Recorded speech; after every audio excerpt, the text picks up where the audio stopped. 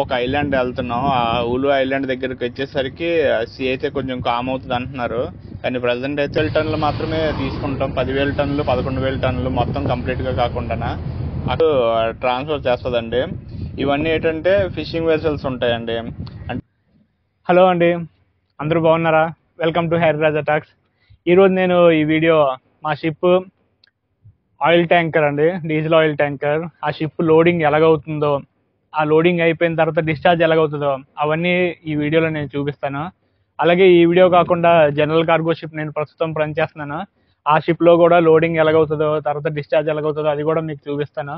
అలాగే సీఫేరర్గా జాయిన్ అవ్వాలనుకుంటే, మీరు కూడా ఒక సీఫేరర్గా అవ్వాలంటే దానికోసం ఏం చేయాలి, అలాగే దాని ముందు వెనక వచ్చే సమస్యలు ఏంటనేది కూడా నేను నా నెక్స్ట్ వీడియోస్లో మీకు చూపిస్తాను. సో ఇంకెందుకంటే ఆలస్యం, వీడియో స్టార్ట్ చేద్దామా?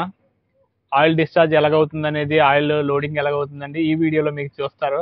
నెక్స్ట్ వీడియో అయితే మీకు ఇంకా ముందు మా షిప్ ఎలాగ డ్రై డాక్కి వెళ్తుంది, ఆ డ్రై డాక్ అయిన తర్వాత అక్కడ ఏం చేస్తారనేది కంప్లీట్ వీడియో చేశానండి. అలాగే నా ఇంజిన్ రూమ్ కూడా వీడియో చేశాను. సో ఆ వీడియోస్ కూడా ఇంకా మీకు పోస్ట్ చేస్తాను యూట్యూబ్లోనే.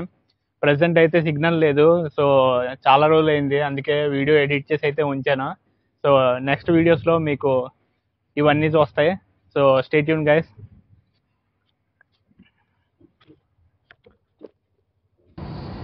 ఆరెంజ్ కలర్లో ఈ షిప్ చూస్తున్నారు కదండి, ఇది ఆల్మోస్ట్ 80,000 టన్నులు. దీన్ని మేము మదర్ షిప్ అంటాం. ఈ షిప్ నుంచి మాకు సీలో ట్రాన్స్ఫర్ అవుతుంది ఆయిల్, మొత్తం డీజిల్ ఆయిల్ మొత్తం అంతా. ఈ ట్యాంక్ ఆల్మోస్ట్ చాలా పెద్దదండి. ఇది బోత్ సైడ్స్ కూడా ఒకేసారి ట్రాన్స్ఫర్ చేయగలదు. ఈ షిప్ ఏంటంటే ఒకే ఒక పైప్ మాకు ఇస్తుంది. ఆ పైపు చాలా పెద్దగా ఉంటుందండి. ఆల్మోస్ట్ ఒక గంటకి దాదాపు 800 టన్నులు అయితే మాకు ట్రాన్స్ఫర్ అవుతుంది ఒక గంటకి. అది పైప్ సైజ్ బట్టి ఉంటుంది. ఒక్కొక్కసారి 2 పైప్స్ యూజ్ చేస్తారు. ఆల్మోస్ట్ ఒక గంటకి 1.6 టన్స్ మాకు ట్రాన్స్ఫర్ అవుతుంది. మొత్తం ఈ ట్రాన్స్ఫర్ అంతా అవ్వడానికి దాదాపు ఒక 8 గంటల టైం పట్టచ్చు.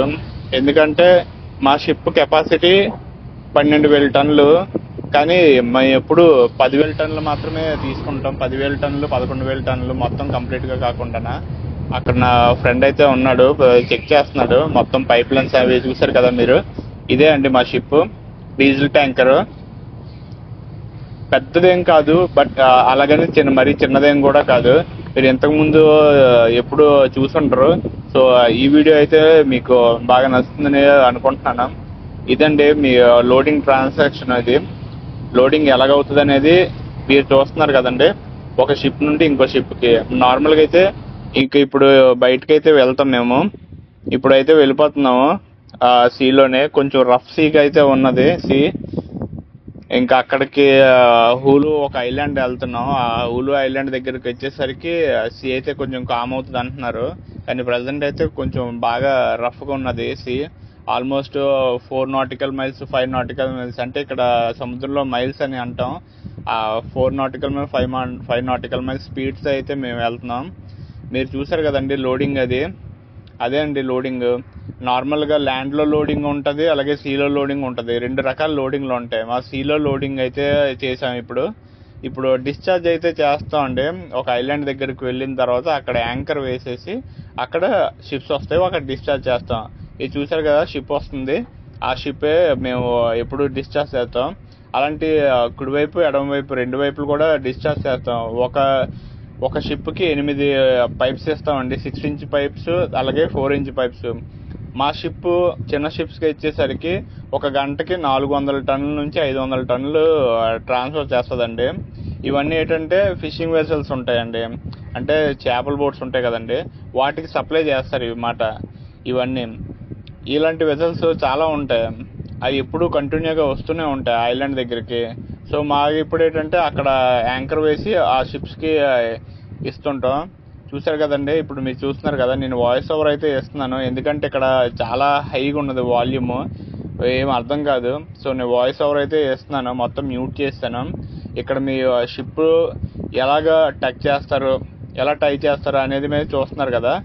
మా ఫ్రెండ్స్ అయితే ఇప్పుడు లాగుతున్నారు రోప్ని లాగి అక్కడ అక్కడ అక్కడ ఉంచేస్తారు ఆ రోప్ని, ఎందుకంటే సరిగ్గా పట్టుకోవాలి కదండి అది టై అవ్వడానికి.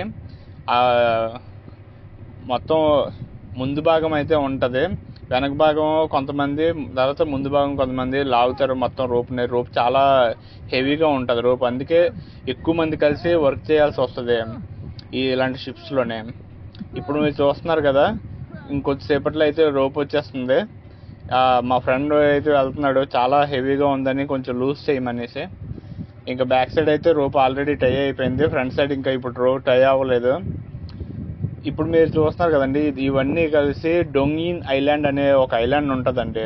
తైవాన్ నుండి చైనా వెళ్ళేటప్పుడు డొంగిన్ ఐలాండ్, అది కూడా తైవాన్ టెరిటరీలోకి వస్తుంది. అక్కడైతే మేము ఎప్పుడు డిశ్చార్జ్ చేస్తాం. మా ఫ్రెండ్స్ అయితే ఇక్కడ చాలా చలిగా ఉంది కాబట్టి మొత్తం చాలా హెవీ కోట్స్, రెయిన్ కోట్స్ అన్నీ రెడీగా చూసుకున్నారు. చూసారు కదా ఇప్పుడు ఆ రోప్ ఎంత హార్డ్గా ఉందో. ఇలాంటి రోప్ చేసినప్పుడే కొన్నిసారి యాక్సిడెంట్స్ కూడా అవుతూ ఉంటాయండి, కానీ చాలా జాగ్రత్తగా చూసుకోవాలి, ఎందుకంటే చాలా హెవీగా ఉంటుంది. చిన్న పొరపాటు జరిగినా సరే ప్రాణాల మీదకి వస్తాయండి ఇలాంటివి. సో చాలా జాగ్రత్తగా చేస్తుంటాం. కొన్నిసార్లు ఒక్కొక్కసారి వెదర్ సరిగ్గా ఉండదు, ఒక్కొక్కసారి అంత నార్మల్గా ఉంటే ప్రాబ్లం అయితే ఉండదు, కానీ ఒక్కొక్కసారి వెదర్ కానీ కొంచెం బాగోలేకపోతే చాలా కష్టపడాల్సి వస్తుంది. ఆ రోపు లాగడానికి మ్యాన్ పవర్ యూజ్ చేస్తున్నాం. నార్మల్గా అయితే మాకు మిషన్స్ ఉంటాయి, ప్రజెంట్ ఈ షిప్లో అయితే మిషన్ లేదు. సో అందరం కలిసి లాగి ఆ రోప్ని అయితే అక్కడ పెట్టాల్సి వస్తుంది. ఇక్కడ నుంచి అయిన తర్వాత మాకు నెక్స్ట్ వర్క్ ఏంటంటే మా ఉన్న పైప్స్ అన్నిటినీ అవతల షిప్స్కి అయితే ఇవ్వాలి. ఆ చిన్న షిప్ వచ్చింది కదండి, ఆ షిప్స్కి అయితే ఇవ్వాలి. ఆ షిప్స్కి అయితే ఇస్తే వాళ్ళు ట్రాన్స్ఫర్ చేస్తారు ఆయిల్. ఇప్పుడు మీరు చూస్తున్నారు కదా, ఆ పైప్ లైన్స్ అయితే ఇస్తున్నారు. మా ఫ్రెండ్ ఆ అబ్బాయి ఇండియా అబ్బాయి, కేరళ అబ్బాయి, మా షిప్లో జాయిన్ అయ్యాడు ఇంతకుముందు. సో ఇప్పుడు మొత్తం ఆ షిప్కి అయితే పైప్స్ అవి ఇచ్చేసారు, కానీ ఈ షిప్స్కి మొత్తం 8 పైప్సే ఉన్నాయి. 8 పైప్స్ ఇవ్వలేదు, కొన్ని పైప్స్ అక్కడ ఉంచారు, ఎందుకంటే ఇది 300 టన్స్ అంట. ఇది మీరు చూస్తున్నారు కదా ఈ పైప్సేనండి. వాళ్ళకి మేము విసిరితే వాళ్ళు ఆ ట్యాంక్స్ ఉంటాయి, ఆ ట్యాంక్స్ లోపల పెడతారు. ఆ ట్యాంక్స్ పెట్టిన తర్వాత పైన వాల్వ్ ఉంటుంది, వాల్వ్ ఓపెన్ చేస్తారు. చైనీస్ అతను ఉంటారండి, అతను చెక్ చేస్తారన్నమాట. ఎందుకంటే ఒక కంటిన్యూస్ ఒక స్పిన్కి ఆల్మోస్ట్ 1.2 టన్స్ ట్రాన్స్ఫర్ అవుతుంది. సో ఒక అతను చెక్ చేస్తుంటాడు ఫ్లోమీటర్లోని ఎంత ఇవ్వాలనేది. పైనుంచి ఒక సూపర్వైజర్ అయితే ఉంటారు, అతన్ని అనుసరించి ఎంత ఒక్కొక్క షిప్కి ఎంతెంత ఇవ్వాలనేసి ఉంటుంది. ఒక షిప్కి 300 టన్నులు, ఒక షిప్కి 400 టన్నులు, ఒక షిప్కి 500 టన్నులు ఉంటుంది. ఒక్కొక్క పెద్ద షిప్ వస్తుంది, వాటికి 1000 టన్నులు కూడా ట్రాన్స్ఫర్ చేయాల్సి వస్తుంది. ఈ షిప్స్ అన్నీ వెళ్ళి చిన్న చిన్న ఫిషింగ్ బోట్స్ ఉంటాయి కదండి, వాటికి ట్రాన్స్ఫర్ చేస్తాయి ఆ షిప్స్ అయితే. ఎందుకంటే మా షిప్స్ వీటికి మదర్ షిప్, మేము ఎలాగ మదర్ షిప్ నుండి తీసుకుంటామో వీళ్ళకి మేము కూడా అలాగే మదర్ షిప్. అంటే మేము ఇక్కడ వరకు ఆ పెద్ద షిప్స్ రాలేవు కాబట్టి మా షిప్స్ ఈ ఐలాండ్కి వస్తాయి. ఆ పెద్ద షిప్స్ రావడానికి ఇక్కడ అథారిటీస్ ఒప్పుకోరు, ఎందుకంటే చిన్న ఐలాండ్, దాంతో పోర్ట్ ఫెసిలిటీస్ కూడా ఉండవు. ఇలాంటి మా షిప్స్ అయితే ఒక 12,000 GRT ఉంటుంది కాబట్టి ఈజీగా ఈ ఐలాండ్ దగ్గరకు వచ్చి వీళ్ళకైతే ట్రాన్స్ఫర్ చేస్తాయి. సో మీరు చూస్తున్నారు కదండి, ఈ పైప్స్ ఉంటాయి కదా, ఈ పైప్స్ కూడా చాలా హెవీగా ఉంటాయండి. పైప్స్ ఇవి లాగడానికి చాలా కష్టపడాల్సి వస్తుంది. కొన్ని పైప్స్ అయితే మాత్రం ఇక్కడ వెదర్ కూడా చాలా హార్ష్గా ఉంటుందండి, ఆల్మోస్ట్ 0 degreesకి వచ్చేస్తుంటుంది వెదర్ కూడా. అందుకే మొత్తం అందరూ లోపల 2 కోట్లు తర్వాత రెయిన్ కోట్ కంప్లీట్గా మూసేసుకుని ఉంటారు, ఎందుకంటే చాలా కూల్గా ఉంటుంది వెదర్ కూడా. ఆ చేతులు కూడా, ఆ గ్లౌస్ కూడా 2-3 గ్లౌజులు వేసుకుంటారు ఆ వెదర్ కోసం. సో ఫ్రెండ్స్ మీరు చూస్తున్నారు కండి, ఇదండి ఇలాగే డిశ్చార్జ్ చేస్తారు. లోడింగ్ కూడా, ఆ లోడింగ్ మీరు చూసారు, ఇప్పుడు డిశ్చార్జ్ చూస్తున్నారు కదా, ఆ డిశ్చార్జ్ ఇప్పుడు వాళ్ళు పైప్స్ పెట్టిన తర్వాత వాడు ఓపెన్ చేస్తే వాళ్ళకి ఆటోమేటిక్గా డిశ్చార్జ్ అయితే అయిపోతుంది, అన్లోడింగ్ అయితే అయిపోతుంది. గంటకు ఒక 300 వాళ్ళ రిక్వైర్మెంట్ బట్టి. నా నెక్స్ట్ వీడియో వచ్చేసి మేము మా షిప్ డిశ్చార్జ్ అయిపోయిన తర్వాత కౌశింగ్ పోర్ట్కి అయితే వెళ్ళి అక్కడ డ్రై డాక్ చేస్తామండి. అంటే 1 yearకి 1 time డ్రై డాక్ చేస్తారు. ఇప్పుడు డ్రై డాక్ అయితే చెప్పారు ప్రజెంట్ ఈ ట్రిప్ అయిపోయిన తర్వాత డ్రై డాక్ అన్నారు. సో మీకు ఆ నెక్స్ట్ వీడియోలో డ్రై డాక్ వీడియో కూడా మీకు పెడతాను. సో చూస్తున్నారు కదండి, ఇలాంటి వీడియోస్ మీకు మరిన్ని తీసుకుని వస్తాను. Hope you enjoy guys. ఇలాంటి వీడియోస్ మీకు కావాలంటే నా యూట్యూబ్ ఛానల్ సబ్స్క్రైబ్ చేయండి. So thank you guys, thank you for your support. ఇంకా చాలా వీడియోస్ చేస్తానండి సీమ్యాన్ కోసం. సీమ్యాన్కి అవ్వాలంటే ఏమేమి రిక్వైర్మెంట్స్ కావాలి అనేది కూడా సో నా ఫ్రెండ్స్కి అయితే ఇప్పుడు ప్రజెంట్